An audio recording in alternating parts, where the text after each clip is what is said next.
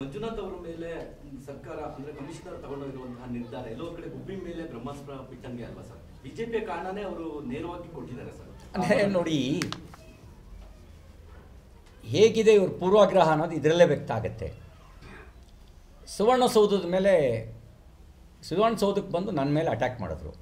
ಅದರಲ್ಲಿ ಸದ್ದಾಮ್ ಅಂತ ಒಬ್ಬ ಚಂದ್ರರಾಜ್ ಹಟ್ಟಿಹೊಳಿಯ ಪಿ ಎ, ಇನ್ನೊಬ್ಬ ಸಂಗನಗೌಡ ಅಂತ ಶ್ರೀಮತಿ ಲಕ್ಷ್ಮೀ ಹೆಬ್ಬಾಳ್ಕರ್ ಅವರ ಪಿ ಎ.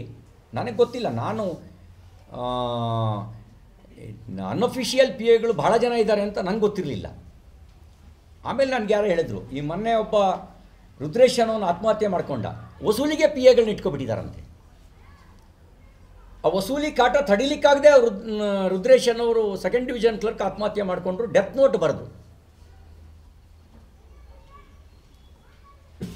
ಆ ಪ್ರಕರಣದಲ್ಲಿ ಮುಖ್ಯಮಂತ್ರಿಗಳು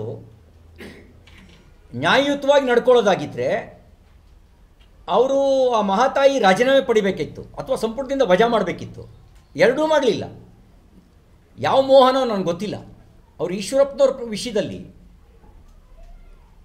ಯಾವ ರೀತಿ ವಿರೋಧ ಪಕ್ಷದ ನಾಯಕರಾಗಿ ಆಗ್ರಹಿಸಿ ರಾಜೀನಾಮೆ ಪಡ್ಕೊಂಡ್ರು, ಇಲ್ಲಿ ಲಕ್ಷ್ಮೀ ಹೆಬ್ಬಾಳ್ಕರ್ ವಿಷಯದಲ್ಲಿ ಅವರೇ ರಾಜೀನಾಮೆ ತಗೊಳ್ಳೋ ಅವಕಾಶ ಇದ್ದರು, ವಜಾ ಮಾಡುವ ಅವಕಾಶ ಇದ್ದರೂ ಎರಡನ್ನೂ ಮಾಡಲಿಲ್ಲ.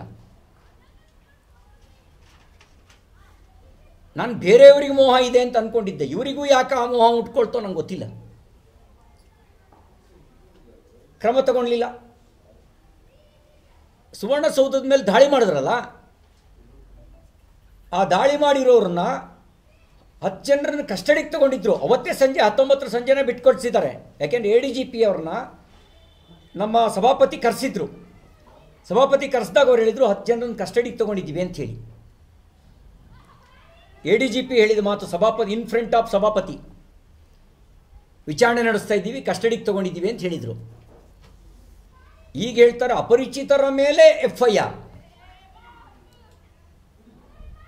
ನಿಮಗೆ CCTV footage, video records, that sauce they are not, ಅವ್ರು ಯಾರೂ ಅಪರಿಚಿತರಲ್ಲ, ಅವರೆಲ್ಲರೂ ಪರಿಚಿತರೆ. ಲಕ್ಷ್ಮೀ ಹೆಬ್ಬಾಳ್ಕರ್ ಪಿ ಎ ಮತ್ತು ಚಂದ್ರರಾಜ್ ಹಟ್ಟಿಹೊಳಿ ಪಿ ಎ, ಅವನ ಜೊತೆಗಿದ್ದಂಥ ಸಂಗಡಿಗರು.